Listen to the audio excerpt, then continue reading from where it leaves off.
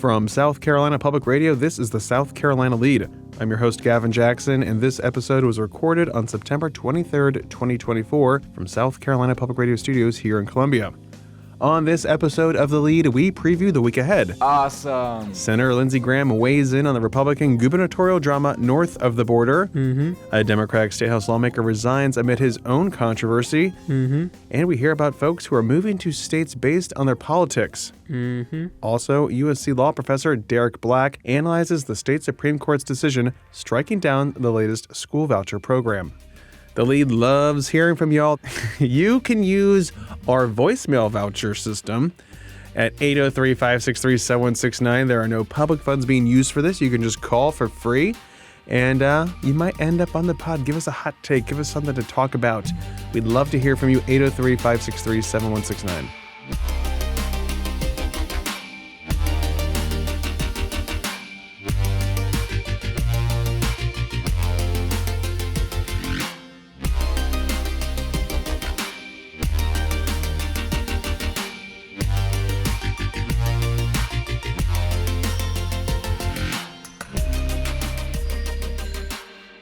Let's kick off the pod by looking at what's on tap this week. Up at the United Nations, it's UNGA week. The United Nations General Assembly, or UNGA to cool Politico people, convenes with some 140 world leaders descending on Manhattan. President Joe Biden will be addressing the General Assembly on Tuesday. Governor Henry McMaster will attend the 64th annual meeting of the Southern States Energy Board in Chattanooga. That actually happened on Monday, so the governor was in Tennessee on Monday. Congress is in this week, and the House is expected to vote on a stopgap funding bill that will keep the government funded through December 20th. We can do all this all over again right before Christmas. Semaphore reports that the short-term spending bill will have additional funding for the U.S. Secret Service while excluding the twice-rejected election integrity proposal Speaker Mike Johnson had previously insisted on attaching to the measure. And on the campaign trail, the vice presidential debate is a week away on October 1st, and both Kamala Harris and Donald Trump are crisscrossing the country along with their running mates. We're getting close, folks. Now, if it's Sunday, Republican Senator Lindsey Graham is on a show repping the Trump campaign. This week, he joined moderator Kristen Welker on NBC's Meet the Press, where he spoke on a range of issues, including potential ramifications from North Carolina Republican gubernatorial candidate Mark Robinson's alleged past comments on a pornographic website, and again pleading for Trump to stick to the issues. I think what's going to happen here is that he deserves a chance to defend himself, Mark Robinson. The charges are beyond unnerving. If they're true, he's unfit to serve for office. If they're not true, he has the best lawsuit in the history of the country for libel. He's claiming they were artificially created and that CNN passed it along to be true. Has NBC confirmed this? Not yet. We're all looking into it. Well, so what I would do if I were him, I would hire me the best lawyer I could find. I'd sue the hell out of CNN because what they're saying about him is just unbelievable. Now, he needs to do more. In my view, he has a right to defend himself. He has an obligation to defend himself. This is hanging over his campaign. Trump won in 2016 and 2020 when the governor candidate lost both times. I don't think this hurts Trump. But as to Robinson, he's a political zombie if he does not offer a defense to this that's credible. Senator, these allegations, this story came out on Friday. He has had multiple days to defend himself. He has not produced one shred of evidence. And as you know, he's had plenty of other highly controversial comments in the past, including saying, let's stop talking about Hitler and the Nazis. Do you think he could cost Trump North Carolina? No, I really don't, because Trump won when the governor candidate lost in 2016 and 2020. But here's what's important. I'm in South Carolina. I see the ads every 15 seconds. This is a major allegation by a major news organization that needs to be addressed. He has not only a right to defend himself, but an obligation to defend himself. At the very least, should former President Trump pull his endorsement or make it clear that he's distancing himself? I think what you're going to see happen here is Robinson's going to have to deal with it. There's nothing, no accusation involving Trump. It's all about Robinson. You asked a good question. Should every Republican in the country be held responsible for this guy? I would say no. It's him, not me. It's not Trump. He's the one that supposedly said these things. He has a right to defend himself. He needs to defend himself. All right, let's talk about another headline this week. Donald Trump was speaking at an Israeli-American Council event. He did make waves because he seemed to suggest that Jewish voters would be to blame if he doesn't win the election, Senator. The second gentleman, Doug Emhoff, said those comments were trafficking in tropes, scapegoating Jews. Is he right? How do you respond? I would tell President Trump that the Jewish American voter is probably concerned about the same thing that all other voters are to the Democratic Party. Why are you losing African American men? Why are you losing ground with minorities? Rather than blaming them, you ought to convince them to vote for Vice President Harris. My advice to President Trump is that the Jewish American voter, I'm sure they do care about Israel. There's been no better friend of Israel. But talk about crime, talk about the economy, talk about inflation, talk about border. That's the way you persuade people in this country. We have an obligation to persuade people to vote for us. While Graham doesn't see this controversy as affecting Trump in North Carolina, many other folks do, as well as other races on the ballot. Robinson's campaign manager and a slew of other folks have resigned from his campaign. Sticking with our congressional delegation, 6th District Democratic Congressman Jim Clyburn announced hundreds of millions in federal funding for South Carolina to boost domestic production of advanced batteries and battery materials. Companies in the 6th Congressional District will receive at least $350 million of the total $848 million investment. That's the largest investment in any state in the nation as part of the Department of Energy's Battery Materials Processing and Battery Manufacturing and Recycling Program. Per DOE, these projects are integral to the clean energy industrial strategy to bolster a domestic supply chain that enhances America's energy security and economic competitiveness. Batteries. Now, these projects are part of over $3 billion in investments for 25 selected projects across 14 states to, like we said, boost domestic production of advanced batteries and battery materials. These grants were funded through the bipartisan infrastructure law, which Congressman Jim Clyburn was the sole House member in the South Carolina delegation to support it, as well as Senator Lindsey Graham. Some State House news. Last Monday, North Charleston Democratic Representative Marvin Pendarvis resigned from his District 113 seat amid an ongoing lawsuit from a former legal client and investigation into its allegations, this according to the South Carolina Daily Gazette. His departure from the State House comes 5 months after a former client sued him, claiming Pendarvis settled his lawsuit without his knowledge, forged his signature for the $10,000 settlement, and then tried to buy him off to prevent the allegations from becoming public. The day after Adrian Lewis filed his complaint in April, the state law enforcement division confirmed an investigation into Pendarvis. In May, the state Supreme Court suspended his law license. And again, this is from the South Carolina Daily Gazette. Now, the state of South Carolina on Friday successfully executed its first death row inmate in more than 13 years. Murderer Freddie Owens died by lethal injection at Broad River Correctional Institution after appeals to the U.S. Supreme Court and to Governor Henry McMaster for clemency were denied. The execution took 19 minutes.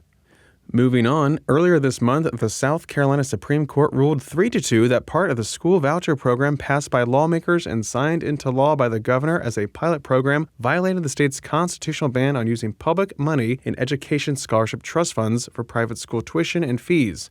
But money can still be used for indirect expenses like books, tutoring, and technology. I spoke with University of South Carolina law professor Derek Black about this decision. Black is an expert on educational policy and constitutional law, and he's an author as well. His book, Schoolhouse Burning, is a must-read if you want to understand public education. Here was part of our conversation. You know, last time the state just wrote the check directly out of the Treasury to the private schools. This time they said, well, let's put it in another state account before we send it there, and we'll call that account a trust.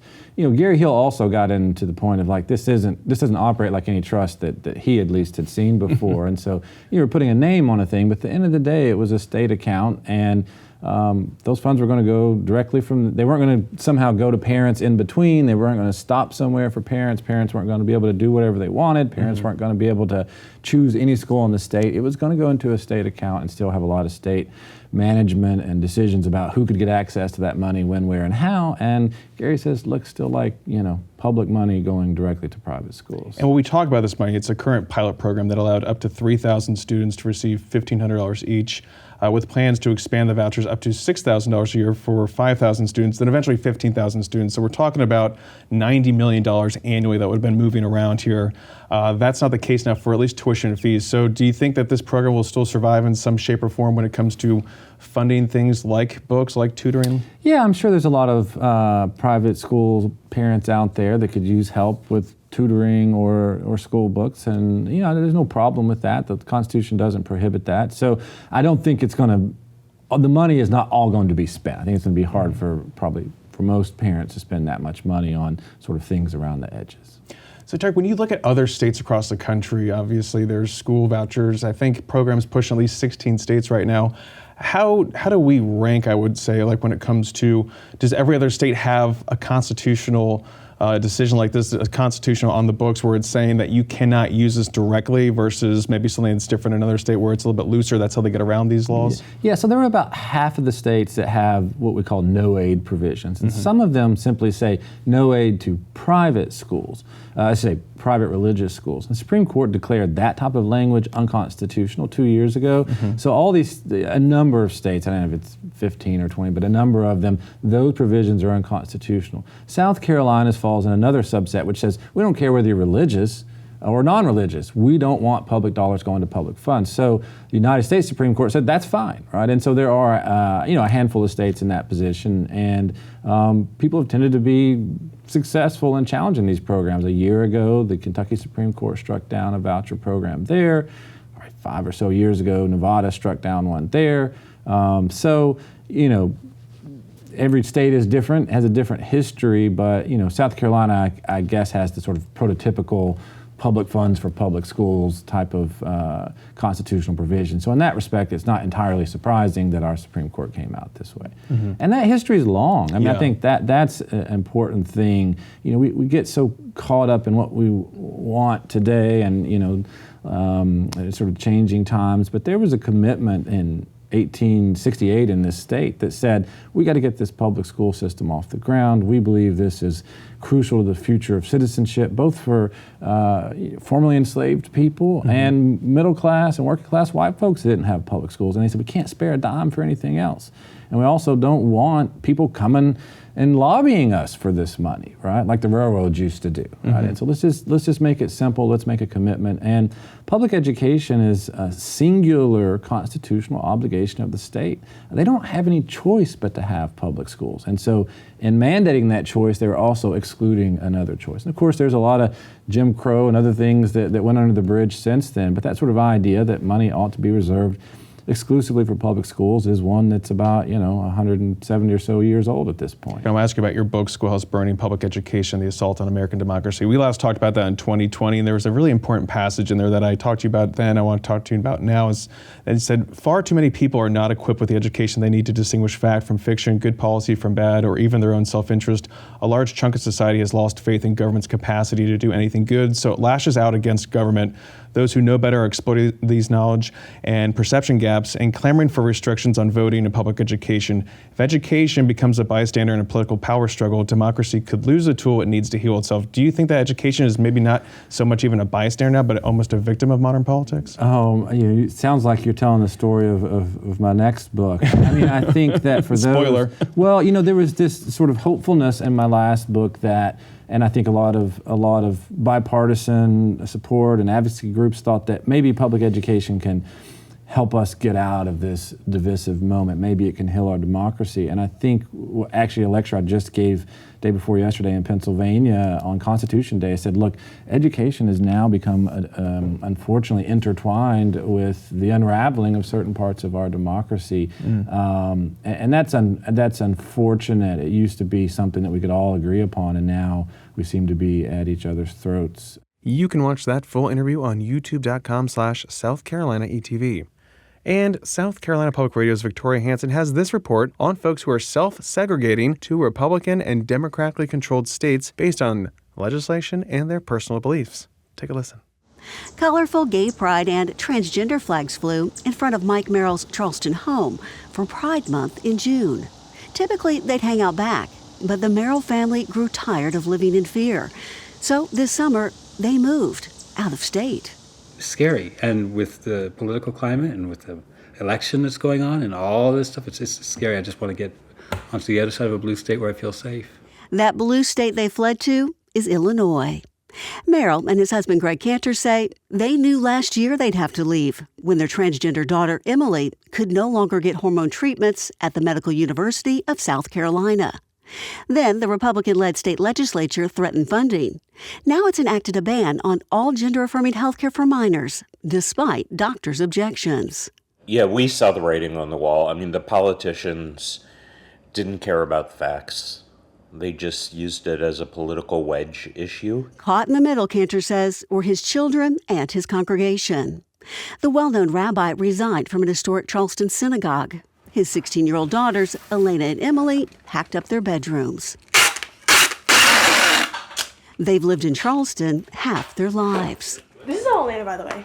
Yeah, I have to pack my room still, and it's like kind of messy in here.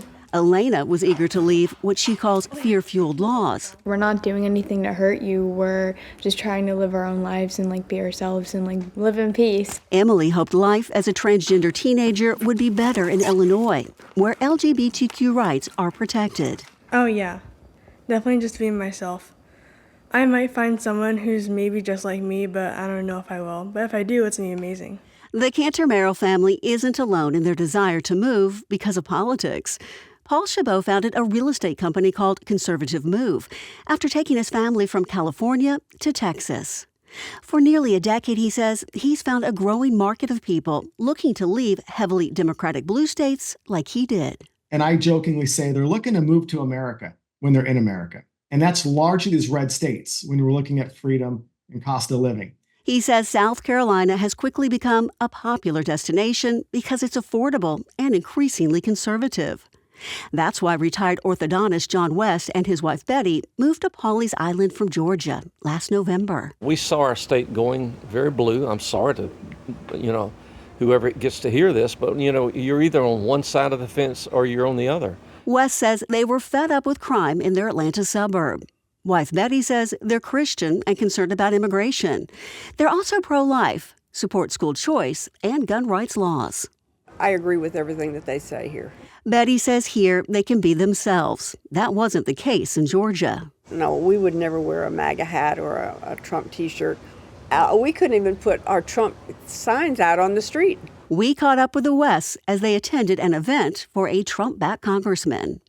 Political scientist Mark Owens wanted to know what South Carolina's newcomers and natives care about most. He helped the Citadel conduct a poll earlier this year. One of the questions we ask, which is, how do you feel about the other party? And people who moved here just 5 years ago, 62% think that the Democratic Party is a threat to them in some way. Owens says any political impact is hard to predict. And yes, more people are moving to the Palmetto State at a rapid rate. But he says people self-segregating nationwide based on politics could make it more difficult to, challenge our own points of view because there might be a feedback loop coming back to what we feel most comfortable with. In other words, isolation may further deepen an already profound political divide. You can find that and all of our wonderful coverage on southcarolinapublicradio.org. And while you're there, hit that donate button, folks. It's pledge season.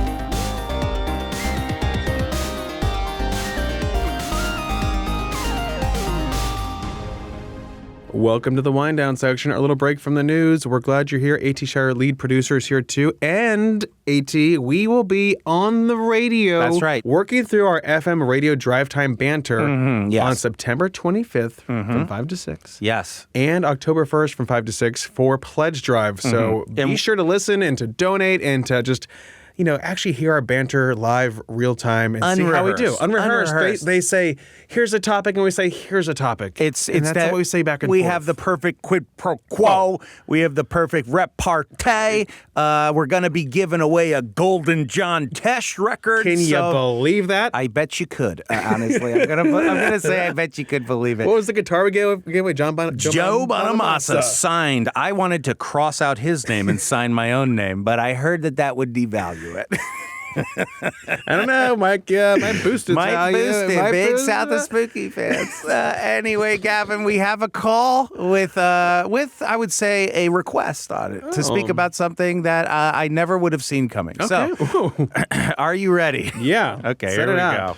Hi, this is Harrison Howell calling in from beautiful Aiken, South Carolina. I don't want to get too controversial for the wind down, but I just wanted to ask you guys your opinion on raw milk and whether or not, it's the best idea to drink. I've had a lot of interesting discussions as of late with some friends, and just wanted to know what you guys think. Great podcast. Keep it up. Bye. Harrison, thank you for the call. I love that you preface this by saying, I don't want to get too controversial for the wind down. No such thing. That is perfectly okay. Thing. Yeah, this is great. And this, I don't feel is too controversial, all things considered in our modern political environments. But, when it comes to the raw milk, I know a lot of people are I hear a lot of people talking about it. I don't quite understand it. I don't really drink milk, dairy products. I eat Greek yogurt, and that's about the extent of my dairy journey. That's sort of the angle I'm taking on this, Harrison Howell. Tell them. I love the double H. Disclaim. I must disclose. Yes, I am lactose intolerant, raw or otherwise. So I tell them first. Tell them first. So I'm not. If you're an adult drinking milk, okay, I'm going to say don't do that anymore. You don't need to do it. And yeah. I don't think Louis Pasteur is someone to be completely disregarded. I don't know. Weren't they saying that you have a greater chance of maybe being affected by a raw oyster than raw milk? And it's always difficult to say, maybe you might get E. coli or salmonella or something else. You're taking a chance every single time. You're taking a chance. There's a little disclaimer on the menu when it's, eating raw, blah, blah, blah. Raw egg, raw beef, something like that. I don't know. I've never really seen the difference. I guess I've never actually had raw milk, so I cannot really tell you authentically the difference. But I do like when you go to a dairy and you get that good whole milk or that whole chocolate milk in the glass bottle. Fully pasteurized, though. Yeah, it's still pasteurized. But okay, what are we getting out of this? I want to know why so many people for the gut health? Have a lifestyle based around drinking milk as an adult. Mm-hmm. That is a little strange to me, more than something being raw or not raw. It's just sort of like, okay, don't make milk your personality. Well, then it's also, I think a lot of people are pushing it because it's like, everyone's resisting everything now too. Mm-hmm. I think. Well, you don't have to have pasteurized milk. It's like, sure, you probably don't, but overall, as a society and with medical and technological advancements, we're better for pasteurized milk. We live in a society. Pasteurized so things. I think Lede's coming down on team pasteurized a little bit, but not in a way that we're trying to shame anyone who's not. Sure, if it works for you, go ahead and do it. I think it's like a lot of people that talk about the magic of apple cider vinegar, which has been shown really not to substantiate all the claims, but I still, I'm like, I feel fancy when I drink some apple cider vinegar. I am a believer in. I think it helps with everything going on. The placebo effect is real. Okay, so if you think you're doing something very healthy for yourself, there's a good chance that you're going to see some positive aspects that you find. But also, if anyone's trying to sell you on the idea that you're going to drink this thing and it's going to solve a multitude of your problems, and it's just milk. I don't think so. That's what cereal. It's just for cereal. As an adult, it's for cereal. If it's pasteurized or unpasteurized, whatever. And if you're just chugging milk all day, all the time, I got questions for you beyond if it's raw or not. But at this point, though, I will also support. I'm actually excited for someone actually talking about actual dairy. Like actual milk versus the number of other new milks that have been developed in our lifetime. The nut milks. I can't. You're talking nut milks? The oat, the nut. The almond. The almond. Soy milk. The poor almond getting squeezed. Yes. Have you even thought about the almond getting squeezed? Will we like think that? of the almonds, please? It's very strange. And where does the milk me. come from? The oat. I feel this way about. It's like Chicago pizza. Thing. It's this thing. Let's not call it milk. Let's not call that milk, okay? A milky substance. It's a replacement. Milk substance. It's not milk. Like Velveeta, it's a cheese product. It's a milk adjacent product. We just have a labeling issue here. It's not milk. You cannot milk a nut. Get this guy out of here. Yeah. So Harrison, I'm against adults drinking milk. Wow. Well, that's because you have the whole. If you've gone exactly, I just think we're too milk centric that we're even having this conversation. Okay, all right, if you are through puberty, if your bones are as big as they're going to get, as strong as your teeth are going to get. No, people they start losing their bone density. I should say you should maybe take some calcium. Take some calcium. I take some calcium. Yeah.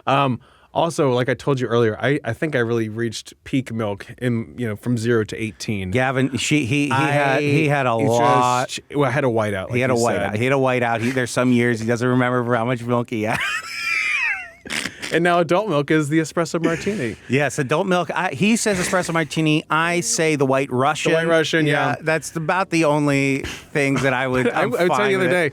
I had an ice cold cherry Coke at Drake's Duckin down on Main Street. My aunt Schechter knows what I'm talking about here. Yeah.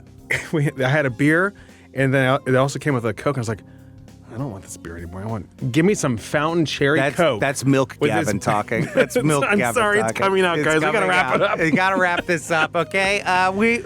For legal reasons, pasteurize your milk. For legal reasons, don't take any of our advice. Final say. Legal reasons, pasteurize. Okay, that's all. Okay. Yeah. As the producer, I had to say that. Now, Gavin, as the host, you have to say the credits. Thank you, Harrison, for giving us a shout. You guys can be like Harrison. Give us a shout, 803-563-7169. We'd love to hear from you guys. Give us your takes. That's what we're here for. And of course, you can always show us your appreciation by leaving us a review on Apple Podcasts. And stay up to date with the latest news on scetv.org and southcarolinapublicradio.org. And don't forget to support your local newspapers. The South Carolina Lede is a production of South Carolina Public Radio. Our producer is A.T. Shire. Amy Crouch is our supervising producer. Sean Birch is our executive producer. This podcast is produced with support from PRX and is made possible in part by a grant from the John S. and James L. Knight Foundation, as well as listener contributions to the ETV Endowment of South Carolina. For the South Carolina Lede, I'm Gavin Jackson. Be well, South Carolina.